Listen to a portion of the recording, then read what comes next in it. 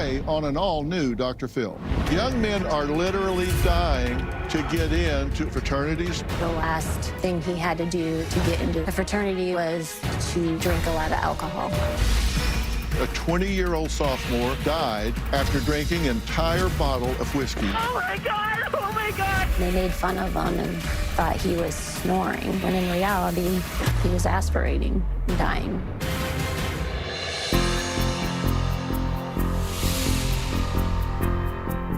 Today, during National Hazing Prevention Week, we continue our two-part special covering a topic that has become a national issue that every parent needs to pay attention to: the dangers of and psychology behind fraternity and sorority hazing. Young men and women literally dying to get in. We are talking to families whose children have been tragic victims of what they say is a flawed Greek life pledging system. They are fighting tooth and nail for change so that no other parent has to sit where they are sitting here today. Here's a look at what we talked about yesterday. Danny was a freshman at the University of Missouri, and we knew he was in the pledging process. They blindfolded them, they all had their shirts off. Danny was given a bottle of vodka. One of the fraternity members also gave him a beer bong. After that, that's when he fell back and couldn't stand up anymore, and that's when they picked him up and threw him on the couch. At some point, he rolled over and was halfway on the floor. They picked him up and dragged him down the hall, dropped him, and put him in a car. And the hospital is probably a block and a half away. When we got the call that no one wants to get, close to 1:30 in the morning, his blood alcohol content was 0.486. He was on a respirator. But that was not easy to look at, right? Not No, easy to see your brother in that condition. Complete nightmare in a matter of seconds. Just tubes everywhere. I resigned from my job back in April just to take care of Danny. He can't really do anything for himself. Every morning at 4:30 a.m. I have to start the pump for his feeding tube. The portion of Danny's brain that was damaged is movement and speech, so he cannot move or he cannot speak. Do you think that your son recognizes you and can hear you at this point? 100% he can hear us. He knows we're there.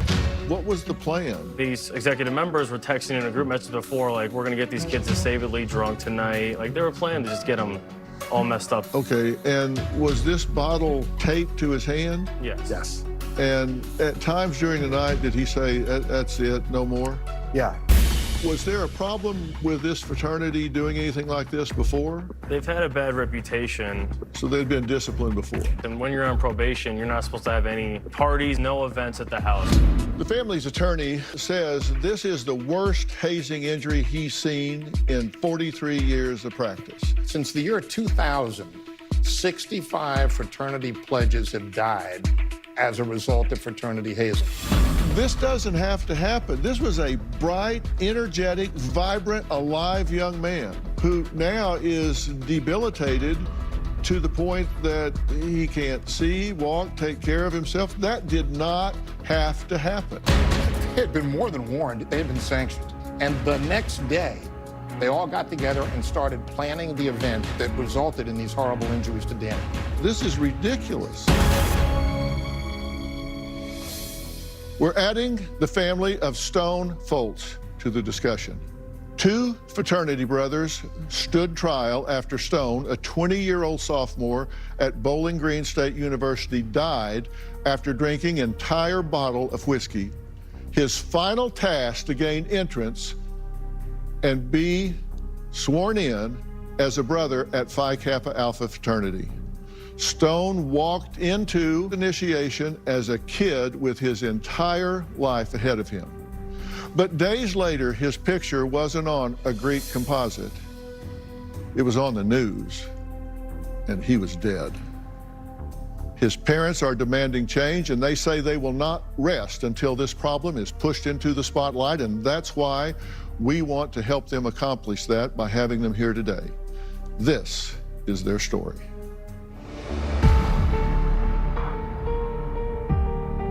So I just got this a couple weeks ago. It has his ashes in it and then his name on it. So I feel like I'm closer to him.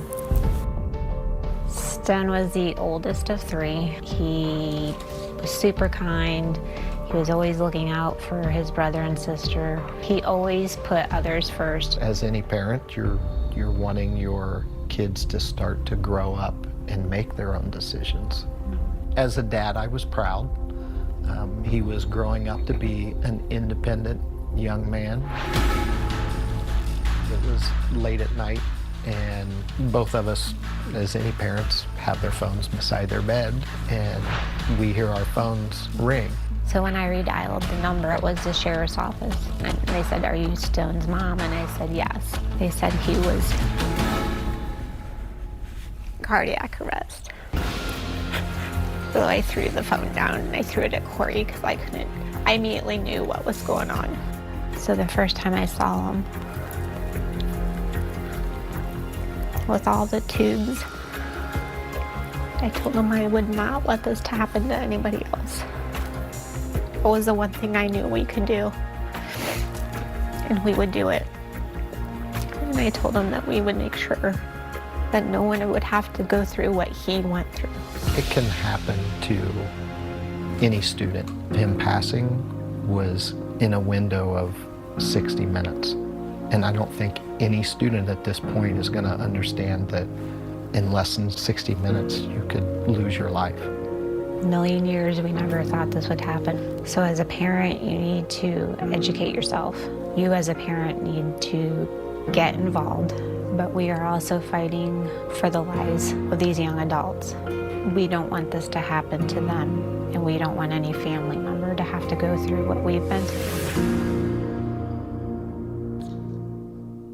In an exclusive interview, Stone's parents, Sherry and Corey Foltz, are joining the conversation that started yesterday. They're speaking out for the first time since the conclusion of the emotional trial, along with their attorney, Rex Elliott. And they say their goal is to end the pledging process. Thank you all for being here. And to you two, I'm so sorry for your loss. I cannot even imagine what it must be like. You send your strong, vibrant, intelligent, alert son off to school, and he doesn't come back. Tell me about your son. Stone was an amazing kid. He is the oldest of 3. He was always my mother hen. He always helped out with the younger 2 whenever I asked him. He was a kind individual. He just made friends so easy. He was a good listener and just the most loving, caring person you would ever meet. He was talking to you guys about what was coming up and what he was going to have to do, and he wasn't thrilled about it. Correct. What did he say? I had a conversation with him the night before, and he was telling me that part of the last thing he had to do to get into the fraternity was to drink a lot of alcohol. And I told him, I said, "You don't have to do it."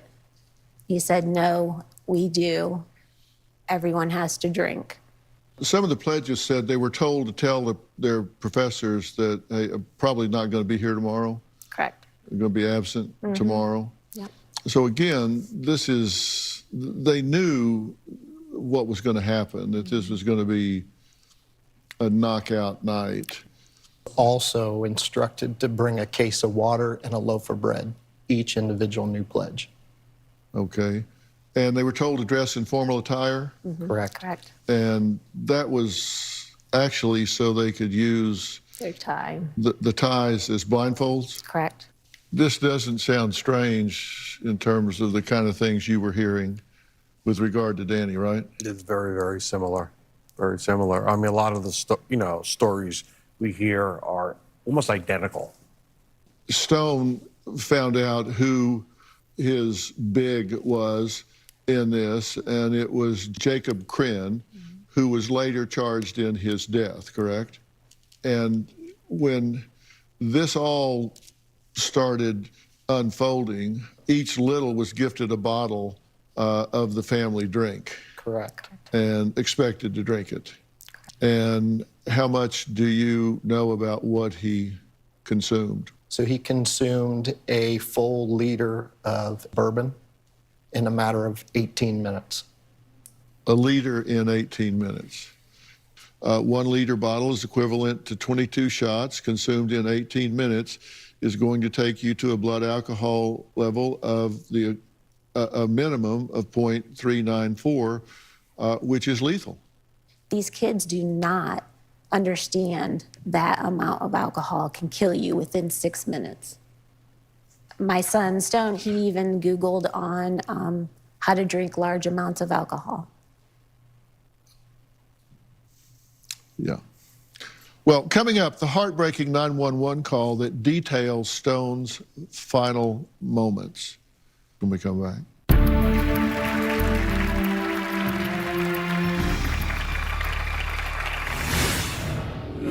Took him back to his apartment, lay him on the couch, and then they videoed him. And they made fun of him and thought he was snoring, when in reality, he was aspirating and dying. Stone Foltz, a former high school athlete, business major, aspiring clothing designer, was just 20 years old when he died after a fraternity ritual where new pledges were gifted a bottle of family liquor by their big brother and encouraged to drink the entire thing. Now, according to witnesses, Stone drank around a fifth of whiskey in less than 20 minutes. He was then brought back to his room by 2 frat brothers and left alone. His roommate discovered him unconscious and attempted CPR while his girlfriend called 911. Stone's parents are willing to listen to it only because hearing this could help someone realize the severity of this issue and save a life. 911, what is your emergency?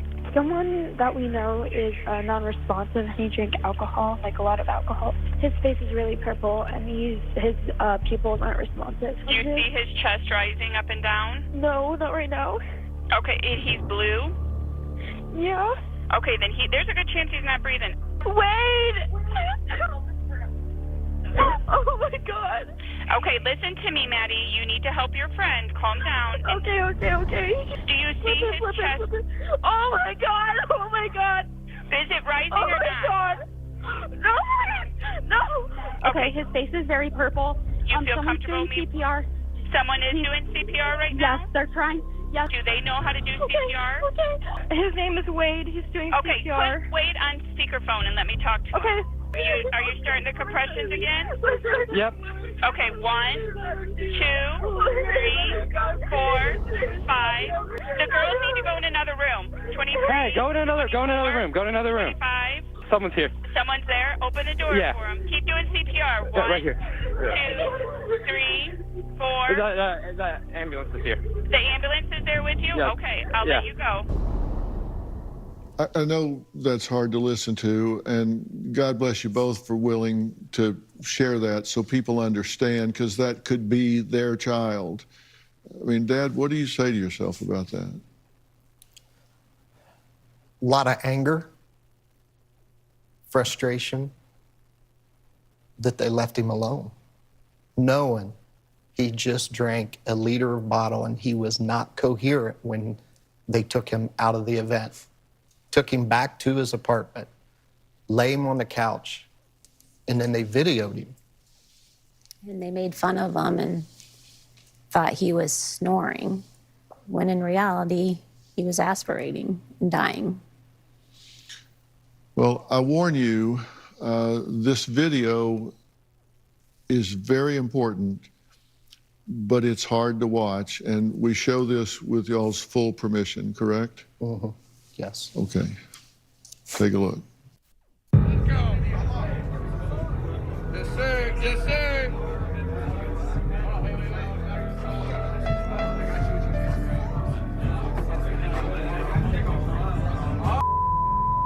That's my son. That's my boy right here. Yes, sir. Yes, sir. Woo-hoo.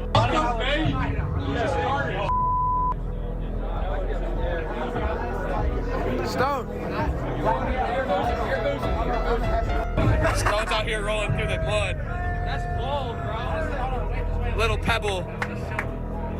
Got his nice little friend, the garbage can. Your boy peaked like half the time. He's done already. That's insane. Focus your energy.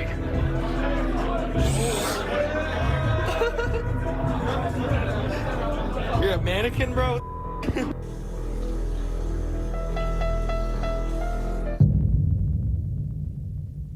The video was shown in court, recorded by a fraternity member who took a plea in the case, right? And how many people were subject to prosecution in this case? 8. 8. 6 took pleas. Correct. 2 went to trial. Correct. And what was the finding against the 2 that went to trial? Each of them received 42 days jail time. So they were found guilty. Yes. Guilty of hazing. Hazing. And unfortunately, because Stone passed before Collins Law in Ohio, which now makes hazing a felony, they only received misdemeanors for the hazing. Wow. Well, coming up, we'll tell you what Stone's fellow pledges revealed when they were called to testify, and we'll meet this family's attorney. We'll be right back.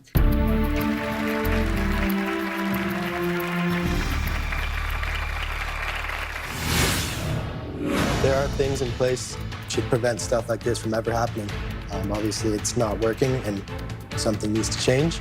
There is no defense for the students. I mean, I'm the vice president of my chapter. There's only me to be held accountable.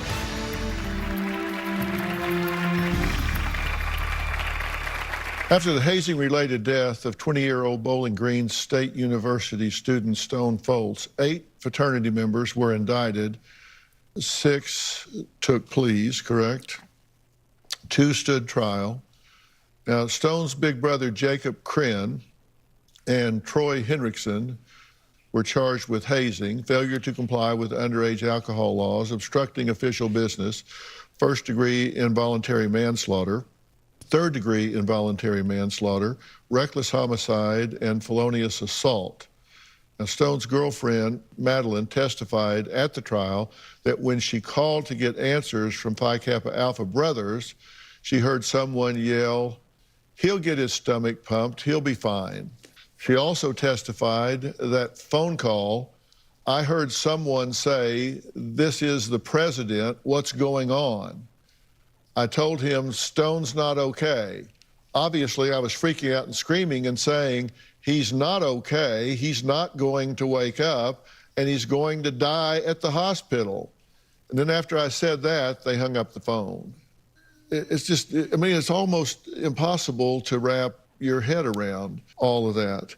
I would like to introduce the attorney for the families. The Santullis family attorney, David Bianchi, says this is the worst hazing injury he's seen in 43 years of practice for this family. And then for Stone's family, Rex Elliott. Rex, when you see all of the conscious disregard for this young man's well-being, doesn't that just boggle your mind? It does. It shocks me. I can't believe that there aren't interveners in this situation. But I've been doing this for a long time. And what happens in these situations, just like it did in the Santulli situation, the Foltz and the Wyants are the same way.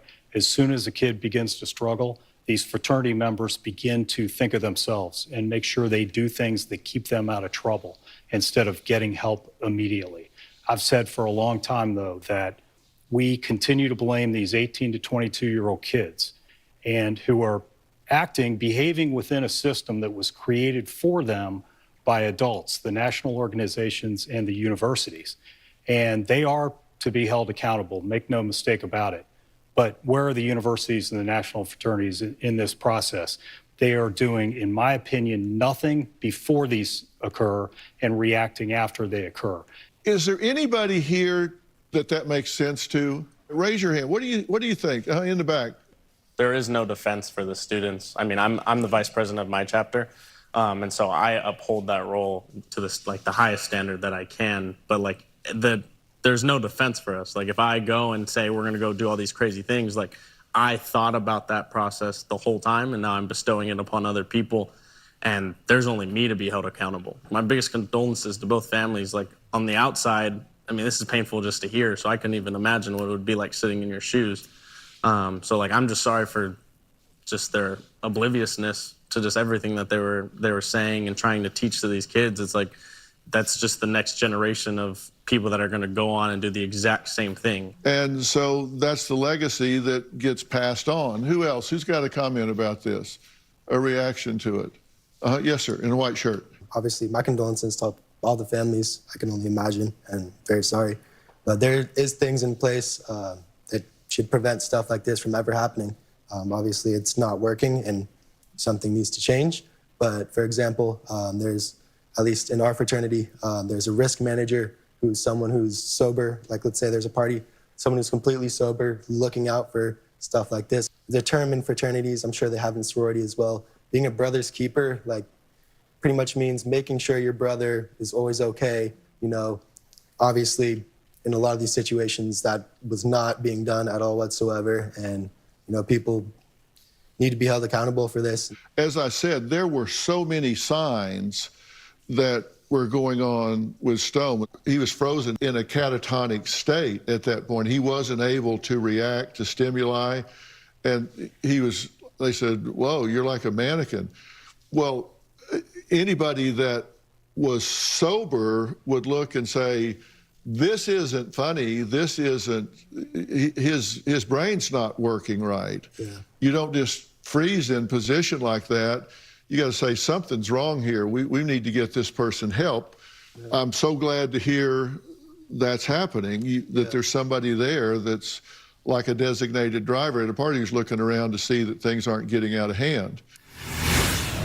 You think, wow, this is where I belong. And then you get sucked into the process. And a week before Colin died, he told his brother, I'm almost done, I'm almost through. We feel the solution to hazing is abolishing the pledge process. I truly believe that if the pledging process was not in existence, that my son would still be here. My son didn't die from the hazing ritual that was that night. He died when he started the process of the pledging, which was the grooming process. When he started the process of the pledging, which was the grooming process. We want the pledge process removed so no one has to lose their young son or daughter.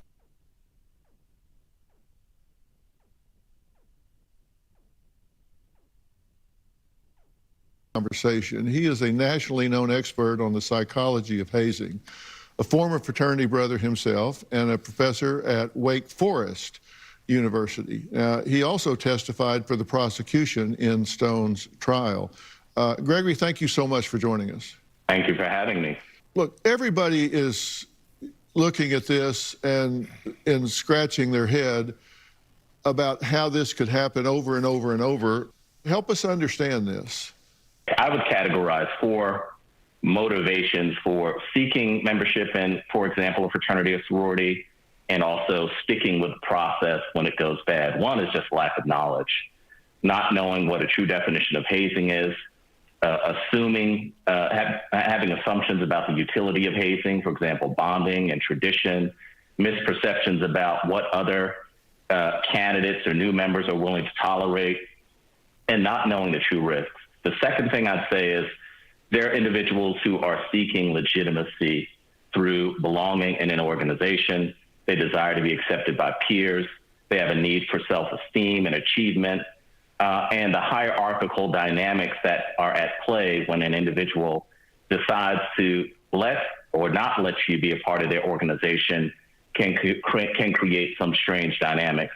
Third, there are individuals who are seeking to be a part of a legacy, whether that be a grandfather, a father, or uncle, a close family member who's a member of an organization.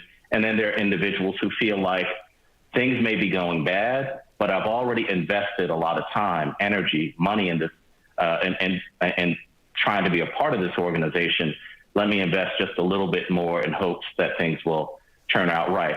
You know, this kind of gets into cognitive dissonance, right? Cognitive dissonance just describes a situation where it's a state of having inconsistent thoughts, beliefs, or attitudes, especially as relating to a behavioral decision or attitude change. It's like in the fraternity situation, it's like you've convinced yourself to resolve that discomfort of, this is something I would never do. This isn't me, but this is a great organization, so it's worth it. I think the thing I would add is that it's not always conscious.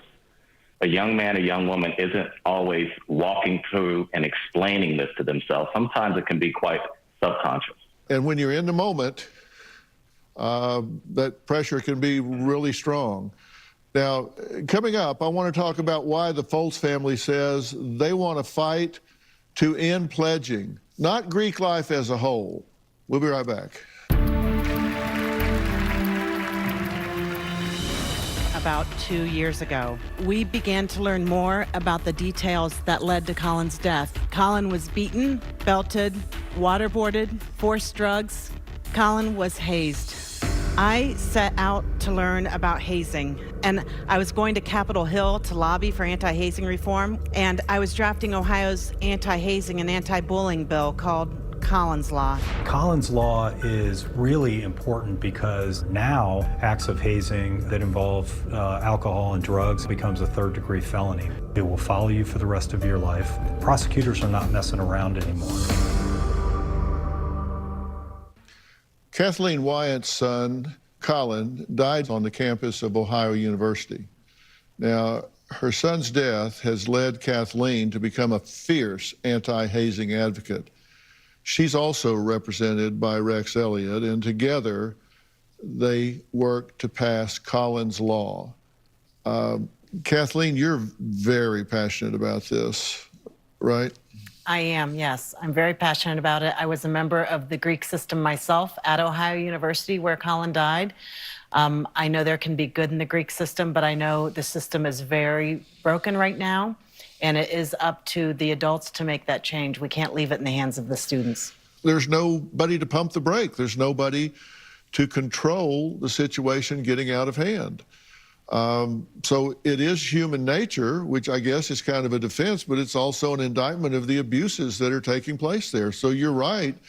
You've got to have some adult supervision in there. Yes, it's a significant power imbalance. I mean, not only are these upperclassmen and you're trying to get into their organization, but on top of that, you're away from home for the first time. Right. You know no one, you have no connections, you're trying to fit in, and you finally find this group and you think, wow, this is where I belong. And then you get sucked into the process, and it's usually a slow build. It's usually not just something overnight where it happens. It's usually a grooming process, actually. I mean, if you ask most kids, they would tell you, I would never do the big, bad, dangerous hazing. But if they make me drink a little, I'll do that. If I have to do laundry, no one ever died of doing laundry. So that's the mindset, that there are two types of hazing. The problem is it usually starts out small, and they slowly get more and more control over you. By the time you're into it so deep that it becomes dangerous, you've typically done something that's so embarrassing or humiliating that you would never come forth. And you typically don't have any hard evidence. So you just say, you know what, I'm going to white knuckle it out. I'm almost done. And at that point, it's a game of Russian roulette. And a week before Colin died, he told his brother, I'm almost done. I'm almost through. Yeah, and he had actually been physically assaulted, right? Yes, he had been beaten, belted, waterboarded. Yes. Does that seem abusive, offensive? That's going overboard. Everybody agrees with that? Well, yes, sir. I'm actually an alumni off of my fraternity. I'm still 23, and I actually joined the National Council Board for my fraternity. A little bit different. We're a professional, gender-inclusive organization rooted on film. So, you know, not just purely social, but we do have those social aspects of bigs and littles and kind of that, you know, hierarchy as any organization has, kind of, you know, elections and all these positions. And one thing on the National Council that I feel responsible for is, you know, questioning everything, and it's kind of rewriting the organization at its foundation and its base. And it's hard. A lot of the national organizations are volunteer-based, and they're not getting any compensation. We have full-time jobs on top of this. So it really is a problem across the whole nation for. Well, it can't be volunteer-based. If they're going to do this, it needs to be their job to pay attention. Right. It needs to be their job to watch what's going on, and they need to be accountable if it goes wrong. And if you can't provide that and the fraternity can't afford it, then they need to not be a fraternity. It just comes with it. It's just that simple. You can't let this happen. Coming up next, what still needs to be done and how you can help. We'll be right back.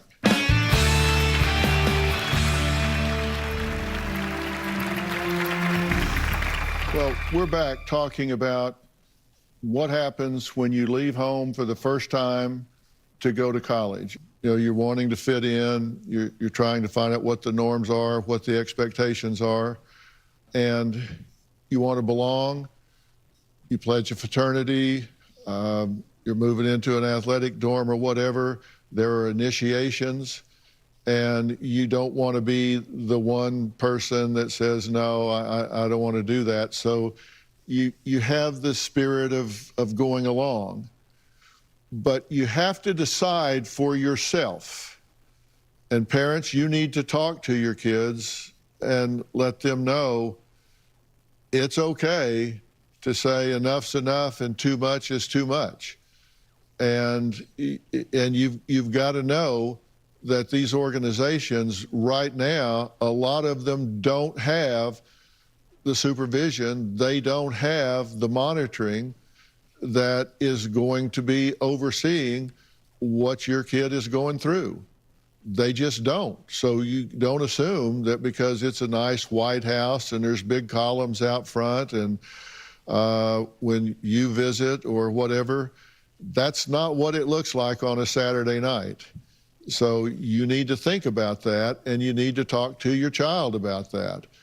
And if this is happening, you need to check and find out, have they been violated? What's going on with that fraternity? And talk to your kids about this. And mothers, talk to your daughters. Because if they're going into sorority and they're partying with a certain fraternity, you need to find out what's the reputation so you can warn them. Look, brains aren't through developing until 25 to 35 years of age. And the last part that develops is the front, the neocortex, which is the ability to foresee what's going to happen, to look around corners. You can do that, your kid cannot. So help them see around those corners, talk to them about those things. These courageous families are here today to help you see around corners that you don't even know exist. If these families stayed home and were just hurting in silence, grieving in silence, dealing with their pain alone, then you wouldn't have these fair warnings. And I can't thank you guys enough for coming here and talking about this. You will save young men from getting seriously injured or dying because you're here talking about this today. You're going to put parents and young men on alert that will keep them, because they're going to get up against this situation. Somebody's going to come and say, and they're going to say no, because they saw and heard what they saw and heard here today from you. Thank you so much for doing that. And thank you so much for fighting for Collins Law, because that raised the stakes in this game. Absolutely, yes. When the men were convicted of hazing, and I found out that in the state of Ohio, that was the equivalent of not paying a parking ticket, I was just devastated by that. So that's when we got to work on Collins Law. And now it's up to a third-degree felony.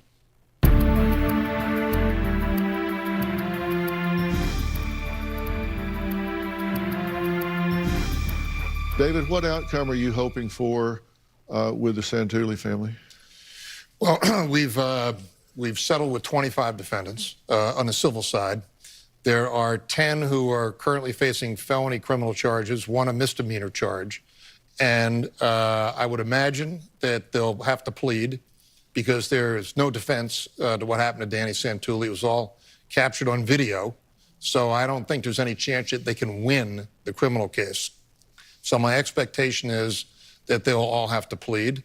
And if I could make one comment before we go. Please. In terms of foreseeing the future, there's a danger lurking right this minute. And there's something new going on right now and right here in LA.